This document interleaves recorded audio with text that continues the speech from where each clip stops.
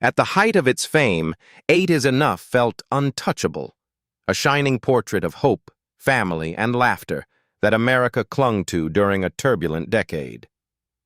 But behind the perfect smiles and wholesome stories, the cast was quietly walking into one of the most tragic legacies in television history. More than 40 years later, 11 of them are gone, taken by cruel illnesses, addictions, devastating breakdowns, and sudden losses so haunting that fans still struggle to believe they were real. What happened off-camera wasn't just sad. It was shocking, heartbreaking, and far darker than the world ever knew. Dick Van Patten as Tom Bradford. Dick Van Patten was born on December 9, 1928 in Queens, New York, and by the time he stepped into Eight is Enough in 1977, he was 48 years old, seasoned, steady, and perfectly cast as Tom Bradford, the warm but overwhelmed father of 8. Though the role made him a national icon, Van Patten had already lived nearly 4 decades in show business, having debuted on Broadway at age 7 before becoming a familiar face on early TV dramas like I Remember Mama. As fame returned in the late 70s, Van Patten's personal life stayed remarkably grounded. He married Patricia Poole in 1954 and remained with her for more than 60 years, a rarity in Hollywood's stormy landscape. His career gained new momentum after Eight is Enough, especially when Mel Brooks cast him in High Anxiety, 1977, Spaceballs, 1987, and Robin Hood, Men in Tights, 1993. But while comedy brought him joy, his health began slipping quietly behind the scenes. For years, he managed type 2 diabetes, masking symptoms with the same calm, fatherly charm audiences adored. In 2006, he suffered a diabetic stroke, a frightening episode that forced him to slow down though he tried to continue working. Despite the health scares, Van Patten reinvented himself again in the 2000s. His lifelong love of animals led him to co-found a natural pet food company, a business that unexpectedly became more successful than many of his acting ventures. Yet even as he appeared in later TV guest roles, age and illness pressed harder.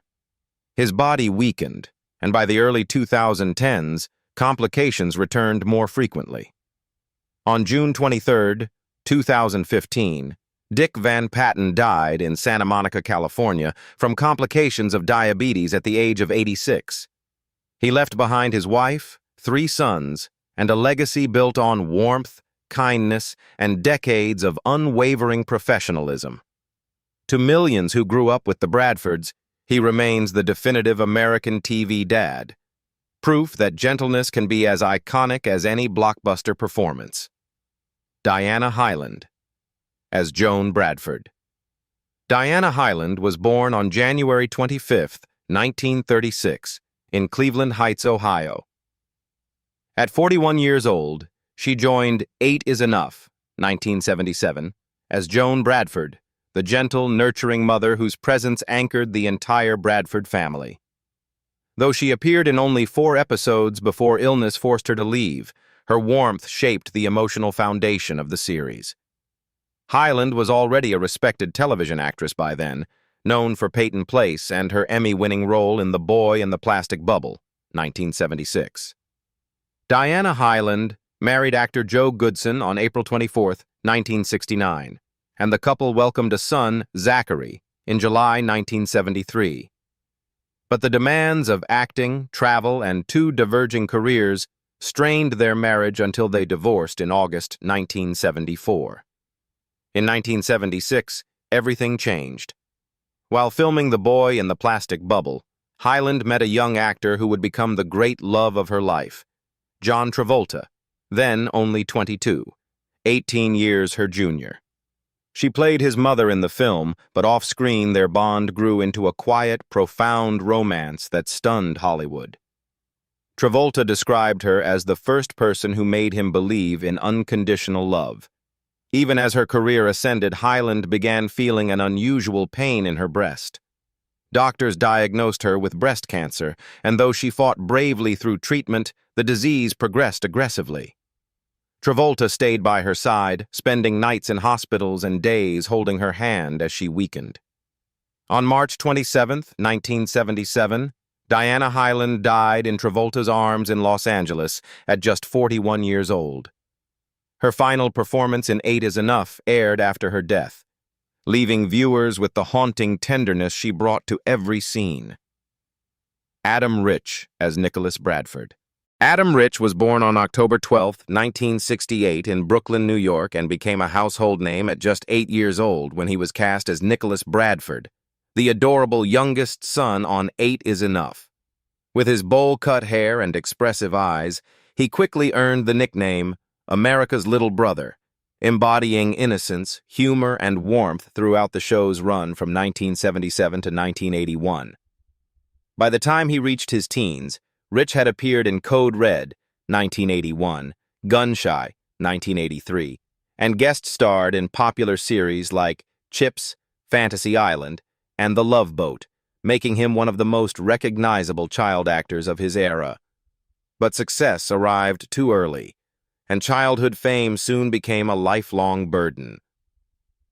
At 14, Rich experimented with marijuana for the first time, and by 17 he had dropped out of high school, struggling to adjust to a life that no longer revolved around studios and scripts. In 1989, he nearly died after overdosing on Valium, the first public sign that the pressures of early stardom had spiraled into addiction. Trouble continued to follow him. On April 16, 1991, he was arrested after a minor break-in at a pharmacy and department store in Northridge, Los Angeles. Through the 90s and early 2000s, Rich attempted multiple comebacks while battling depression, substance abuse, and the weight of his own fading fame.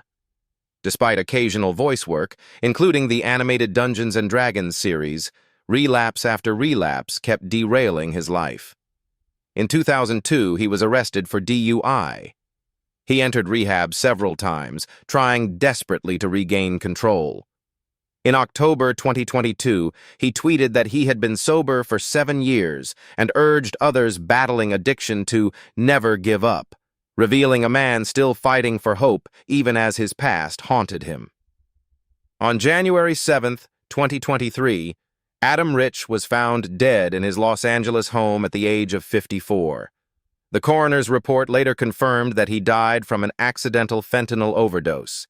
His passing marked the end of a tragic arc that began with extraordinary promise and ended in quiet sadness. Lonnie O'Grady as Mary Bradford. Lonnie O'Grady was born on October 2, 1954, in Walnut Creek, California, and she was just 23 years old when she joined 8 is Enough in 1977 as Mary Bradford, the smart, responsible, second-oldest daughter whose maturity often held the chaotic Bradford household together. On screen, she radiated confidence and stability. Off-screen, she was already fighting a private war no one could see. Her struggles began early. Lonnie later revealed that she had been experiencing severe panic attacks since she was 18, though she wasn't formally diagnosed with panic disorder until 21. Acting only magnified the symptoms. When the series ended, the pressure of auditions, image, and Hollywood's relentless expectations became overwhelming. By the early 1990s, her mental health spiraled further.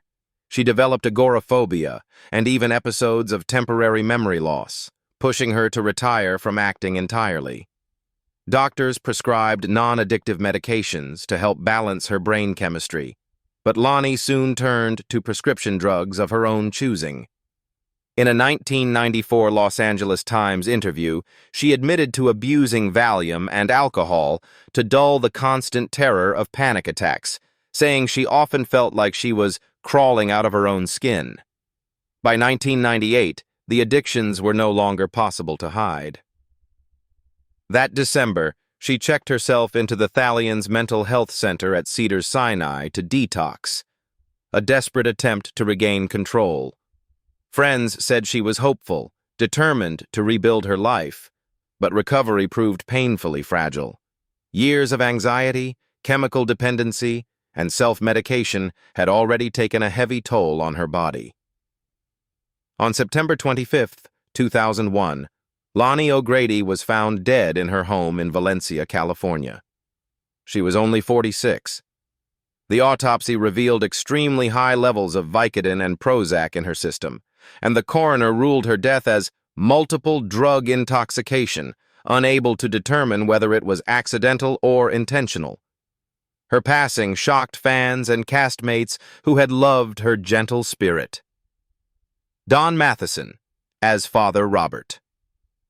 Born on August 5, 1929 in Dearborn, Michigan, Don Matheson appeared on 8 is Enough.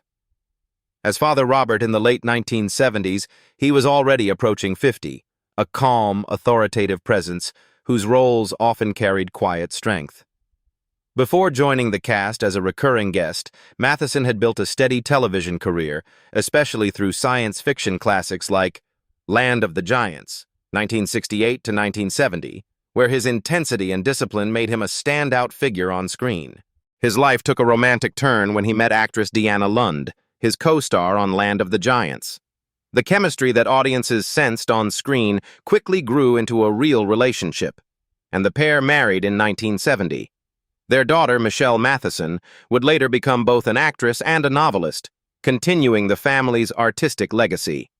Yet Hollywood rarely protects marriages, and by the late 1970s, strained by long productions, conflicting schedules, and the natural wear of two careers constantly pulling in different directions, the couple divorced. Matheson rarely spoke publicly about the heartbreak, but those close to him said the dissolution of the marriage was one of the most painful chapters of his life. Through the 1980s and 1990s, Matheson continued working in television, taking character roles that allowed him to remain active in the industry without the intense visibility of his earlier years. His life slowly found stability again when he married actress Maxine Arnold, who became both his partner and emotional anchor during his later career. While his television appearances decreased, he remained respected for his professionalism, reliability, and the quiet strength he brought to every role. In his final years, illness began to tighten its grip. Matheson was diagnosed with lung cancer, a disease that progressed quickly despite treatment. Yet he faced it with the same quiet dignity that defined his acting: steady, composed, and without complaint. On June 29, 2014, Don Matheson passed away in Woodland Hills, Los Angeles, at the age of 84. He left behind a daughter who carried his creative spirit, a body of work cherished by science fiction fans, and the memory of an actor whose life was shaped by resilience, heartbreak, and unwavering dedication to his craft. James Karen as Mr. Yermak. Born on November 28, 1923, in Wilkes-Barre, Pennsylvania, and James Karen was in his mid-50s when he appeared on 8 is Enough in a recurring guest role as Mr. Yermak, the gentle but firm guidance figure who often stepped in during the Bradford family's most chaotic moments. But Karen's career, though steady, was not without heartbreak. In the early 1980s, he took on a major role in Little House on the Prairie, portraying the ruthless land developer who ends up destroying Walnut Grove in the emotional series finale. The performance was exceptional, so convincing that audiences blurred the line between fiction and reality. Viewers became furious, sending hate mail to both Karen and the advertising company Pathmark, where he was a longtime spokesman. Some even harassed him in public.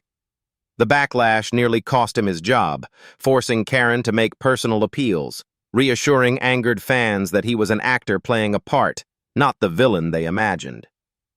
Throughout the 1980s and 1990s, he delivered memorable performances in films like The Return of the Living Dead, 1985, and Oliver Stone's Wall Street, 1987. Roles that brought him new recognition and solidified his reputation as one of Hollywood's most reliable supporting actors. In interviews, he laughed about the Prairie backlash, but it remained a reminder of how fragile an actor's public image could be. James Karen's long life and career came to an end on October 23, 2018, in Los Angeles. He died at age 94 from cardiorespiratory arrest, leaving behind a filmography that stretched over 60 years. His legacy lives on through the characters he shaped with wisdom and subtle power. Proof that even the quietest performers can leave an unforgettable mark on Hollywood. Michael Toma as Principal Dorsey.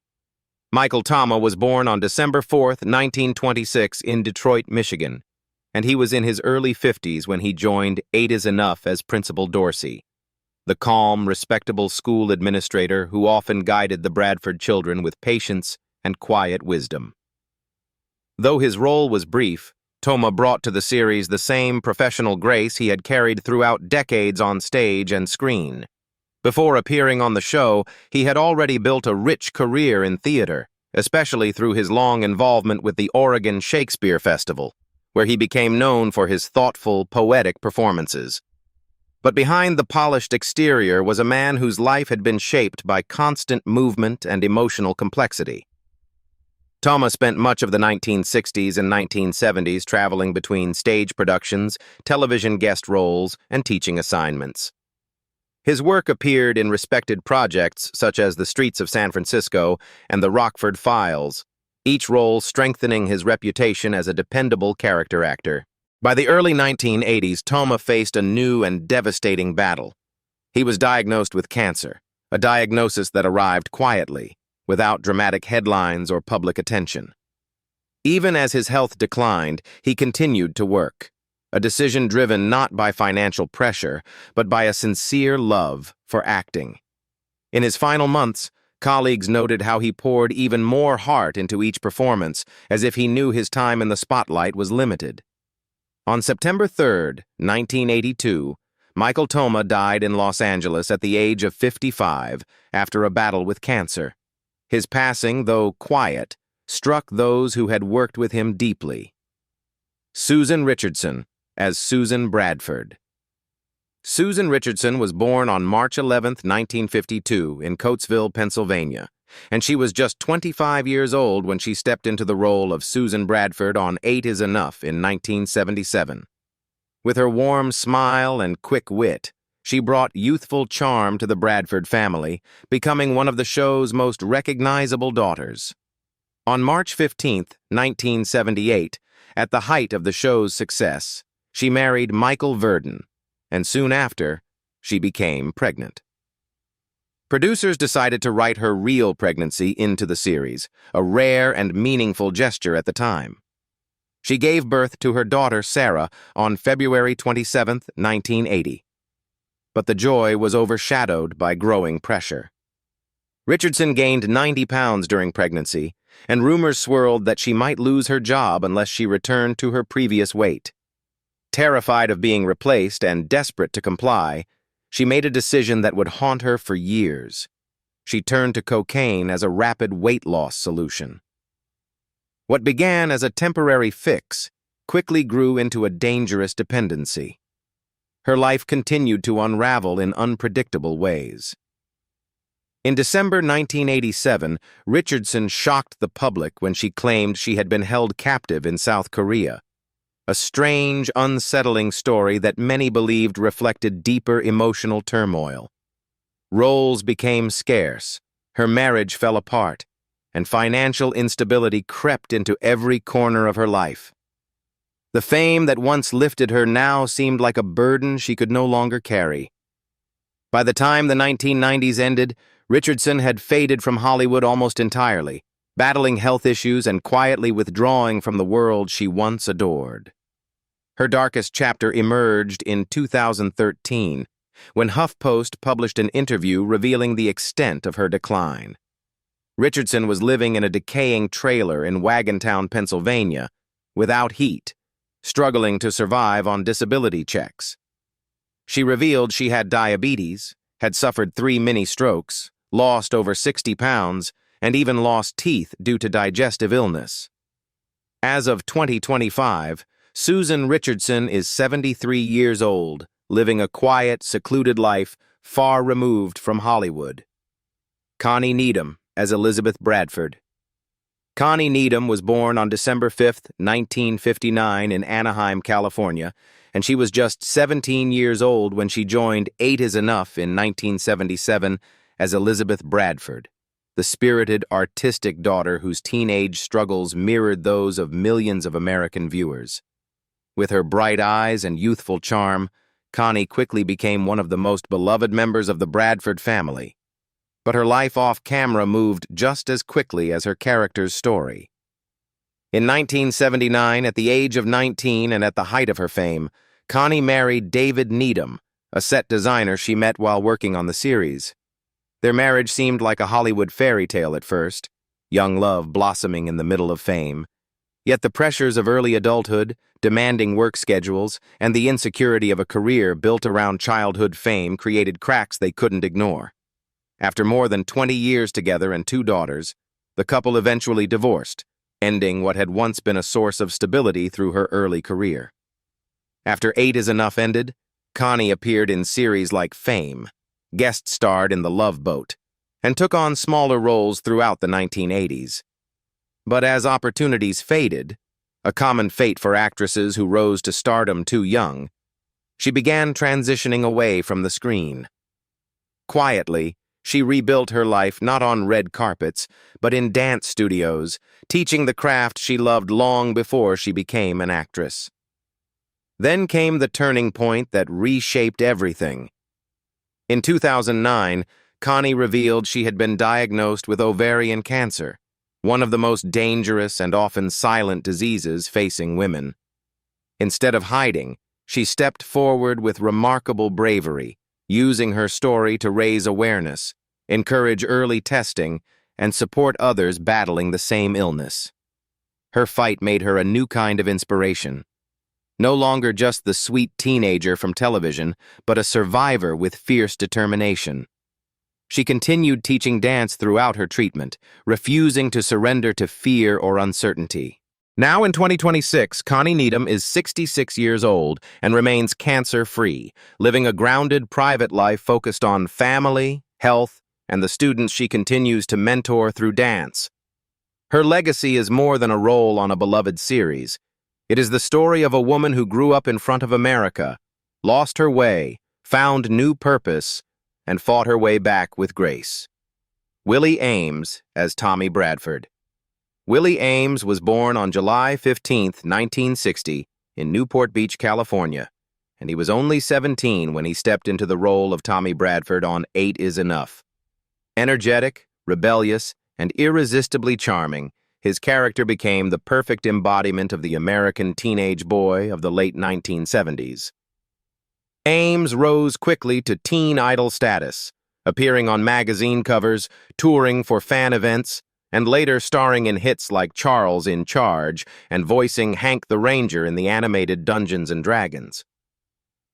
As the 1980s ended, Ames began spiraling under the pressure of fading stardom. Childhood fame had given him no roadmap for adulthood, and once the roles disappeared, he found himself confronting insecurities he had spent years hiding.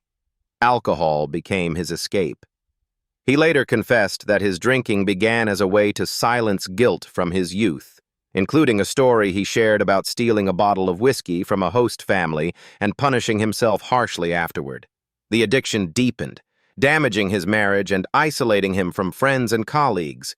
At his lowest point, Ames lived in parks, slept under bushes, and wandered the streets ashamed to be recognized. His descent was chronicled years later in VH1's Broke and Famous, where he openly described the humiliation of begging for help while once being adored by millions. In the years that followed, Ames committed to sobriety, confronting the emotional wounds that fame had concealed. He eventually returned to public life as a sobriety coach and cruise director, rebuilding himself with discipline and humility. Alongside his wife, Maylo McCaslin, he co-wrote the memoir Grace is Enough, where he finally told the truth about the pressures, addictions, and lifelong emotional battles he had endured as a teen idol. The book became both confession and closure, marking the beginning of his healing. Today, Willie Ames is 66 years old and continues to work in entertainment behind the scenes, often producing and directing television movies. He has remained sober for many years and now acts as a mentor to others facing the same demons he once fought. His story stands as one of the most dramatic transformations of the 8 is Enough cast. A reminder that even those who fall the hardest can rise again with courage, honesty, and grace. Dennis Patrick, as Senator Ned Atkins. Dennis Patrick was born on March 14, 1918, in Philadelphia, Pennsylvania, and he was already in his late 50s when he appeared on 8 is Enough in a guest role as Senator Ned Atkins, a polished, authoritative figure whose presence added gravitas to the Bradford family's political storylines. By the time he joined the show, Patrick had already built a long, respected career across stage and television, becoming one of Hollywood's most recognizable character actors. But long before 8 is Enough, Patrick's life had taken many unexpected turns. After serving in World War II, he returned home determined to pursue acting, eventually making his way onto Broadway and later landing his breakthrough role as the villainous Jason Maguire on the Gothic soap opera Dark Shadows, 1966. The success opened doors, leading to critically praised roles in The Time Tunnel, Mission, Impossible, and Gunsmoke. Yet fame didn't guarantee stability. As television evolved in the 1970s, Patrick found himself navigating the unpredictable nature of aging in Hollywood, typecast as older, powerful men while struggling to maintain consistent work.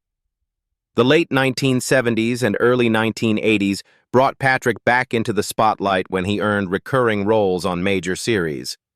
His portrayal of Vaughn Leland on Dallas became one of his most memorable turns, especially the dramatic storyline in which his character attempts to kill J.R. Ewing. But behind the screen, Patrick lived a private life far removed from the chaos of fame. Married and devoted to his family, he intentionally avoided Hollywood's social circles, preferring the solitude of home to red carpets and industry events. In his final years, Patrick gradually stepped away from acting, choosing a quieter existence in Los Angeles. He remained proud of his long career, one that had spanned more than 50 years and countless television classics. But more than 4 decades after 8 is Enough first brought the Bradfords into America's living rooms, the real lives of its cast have revealed stories far more heartbreaking than anything ever written for television. Behind the laughter were battles with addiction, illness, financial ruin, and quiet courage, journeys of struggle and survival that no script could soften. Time has changed their faces, taken some too soon, and spared others only after unimaginable trials, but the legacy they left behind remains powerful, tender, and unforgettable.